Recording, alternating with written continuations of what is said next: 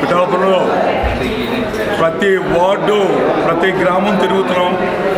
అక్కడ ప్రజాదరణ చూస్తే అప్పుడే 1,00,000 ఓట్ల మెజార్టీతో పవన్ కళ్యాణ్ గారు నెగ్గేసినట్టుగా అనిపిస్తుంది. అక్కడ చూసిన మహిళలు మాకు పట్టే నిరాదరణ చూస్తే పవన్ కళ్యాణ్ గారి మీద వాళ్ళకున్న ప్రేమ ఏంటో మాకు అర్థమవుతుంది.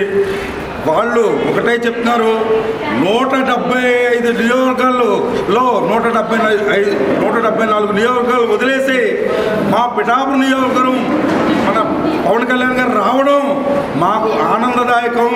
మేము అదృష్టవంతులు. మా దేవుడు మా పిఠాపురం వచ్చారు, ఆయన్ని అఖండ మెజార్టీలో నెగ్గించుకోవడం మా అదృష్టం అని చెప్పేసి అనడం.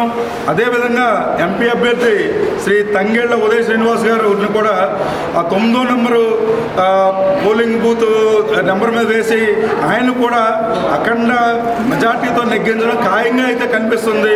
వీళ్ళిద్దరూ కూడా తమ కుటుంబంలో ఒక అన్నయ్యగా ఒక తమ్ముడిగా భావించి వాళ్ళ విజయానికి ఈరోజు అందరూ కృషి చేయడం చాలా సంతోషదాయకం. జై హింద్, జై జనసేన.